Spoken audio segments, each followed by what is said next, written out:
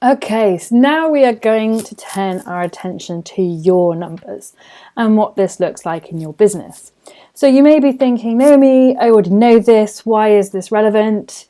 How does this go together with LinkedIn? Well, the truth is that actually, when you know what your packages are and your pricing, it really changes how you are pitching on your LinkedIn profile.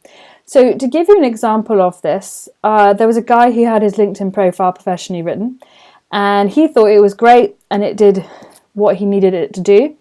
But over the course of time, what he found is the people reaching out to him were middle managers, and he was trying to appeal his coaching services to CEOs and directors and people who sit on the boards of companies.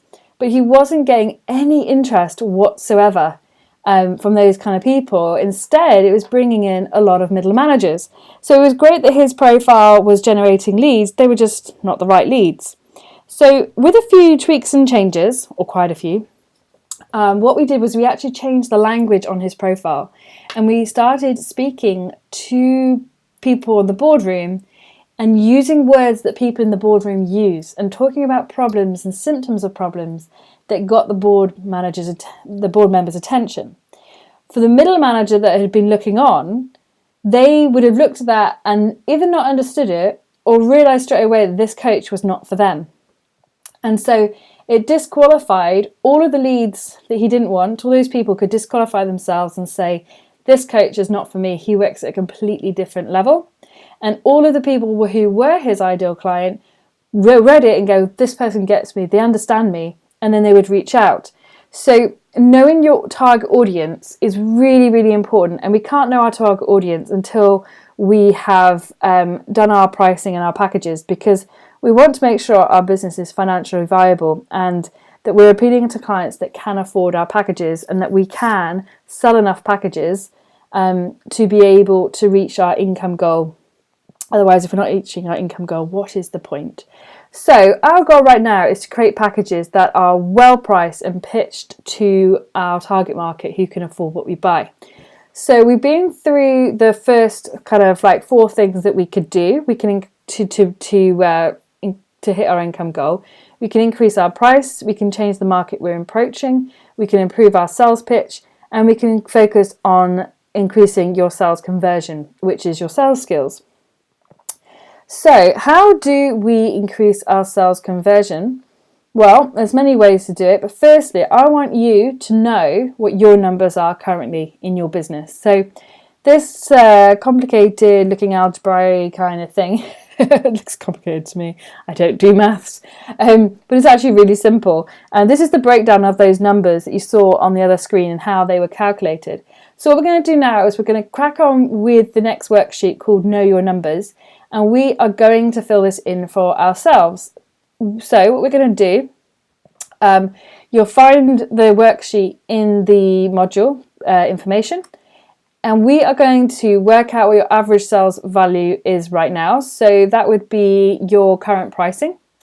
Actually, an average sales value in most places would be, you might have loads of products, loads of different prices, and you would work out how many people the person, how many products they would buy, and then you'd find an average that the average person would buy a certain amount. But for now, let's just look at your core package, what you're currently selling your core package for, and write that in there. So you might currently be charging £40 an hour, and the average that someone stays with you, let's use personal training as an example, you might do 6 sessions with someone for £40. So that would be 6 times 40, and that would go in that first block there. Then you would look at number of appointments you're currently attending. The best way to find out how many you're in reality, how many appointments you're attending is to look in your diary and count back the number of appointments you did last month and the ones you did, and just go back through the months and work out per month how many you're going on, and then you'll end up with an average per month that you can put in there. If you haven't yet got started and got going, that's fine. You don't need to necessarily fill this in, but just have an idea for like how many you think you might be going on. But you know what? We haven't refined this and we haven't really got this up and going as a proper sales process yet. But if you are taking this course, there's a high chance that you have been out talking to people, telling them about what you're potentially going to be doing, and kind of having that air about you that if you met somebody who would want your product, who would be ideal, that you would be happy to take them on. So even though it hasn't been a focused or skilled conversation at this point, let's put that down anyway, because it's your starting point. It is absolutely your starting point. You are telling people about your business and you are seeing if potential people want to work with you. So why not? Why not put that number down? And then we can see about refining that later. You might just want to make a little note to yourself about what you're defining as an appointment at this time.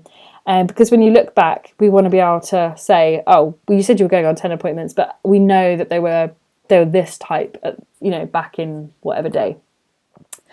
And then we want to write down the number of sales you're currently achieving. Again, if you're just getting started, then you're not going to have a number there necessarily. So that's okay. We can work with that if you haven't quite got started yet. But if you have been going for 3 months, really going at this, then I would definitely put that number in, and not think that you're a startup. I think 3 months is long enough to be saying, well, someone could have bought from me by now. And if you've done a barter with someone, which again is something that's quite normal in the early days, where you're like, actually, let's have someone try out my product, and let me give them this in exchange for that. So we're kind of like collaborating together. Put that down as a sale as well. And then what value you would have charged that out had the person said yes, because there's an exchange going on. So there is somebody buying into what you're doing. And when we get started, we might have a few of those. I do have very strong opinions on bartering agreements, so don't do too many of them. And maybe I'll do an extra recording on barters for you at a later date. So let's get that in there. And now we can come out of the hypothesizing or the evaluating, looking back, and we want to start looking forward. So what is your ideal sales value? How much do you really want to be charging per customer? Let's get that number down. We will probably come back and adjust this later as our packages change in value. But for now, let's put that down of what you foresee as the number that you could be charging, say £2,500 for a package, and then, or you might say £4,000. It's entirely up to you. So then what we want to do is look at your total capacity for appointments per week. How many sales appointments can you go on? When your business is new and you don't have a lot of delivery, I would say you're looking at 10 appointments per week. It's a great habit to get into, that habit of being able to get leads and have the skill of getting those leads.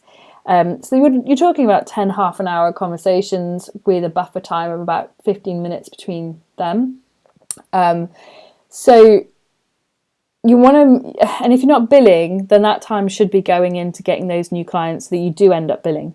When you are billing near capacity, you will be looking at doing potentially 10 per month, which is 2.5 appointments per week. When you stack them back to back, you're looking at a morning or an afternoon of sales appointments per week, or you could do them all at the same time at the beginning of the month. It's entirely up to you. So look at your capacity and work out what you can be doing. I would put 10 down there as my recommendation. Well, 2.5 actually, because it's a weekly calculation here. If you do have a sales team, then that sales team should be doing 10 a week. That's actually appointments, like when they're actually talking to prospects, 10 or more, really good appointments. If you're working in your business part-time, you might, and we'll go through this in a later module, we might put that down as per quarter. You're going to do 10 sales appointments per quarter. But for now, let's just put that down as 2.5 for the week, as if you're working full-time in your business. And then what you can do is you can calculate your conversion rate. So you've got your number of appointments you're currently attending divided by your sales, and that gives you your current conversion rate. So with your current conversion rate, you're going to start to see that based on that conversion rate, how much revenue you're going to be taking in when you actually start increasing the number of sales appointments you go on, and also the number of appointments you go on per week. So here's what that worksheet looks like. You can see those calculations written for you above, and you've got space to write in the answers at the top as well. And then you can pop in your actual answers. And in module 3, we'll be taking the time to calculate it, so you've actually got something to measure your improvements against. So for now, take a moment just to look at those numbers and get some idea of what's currently happening in your business and how things can change once we make these changes.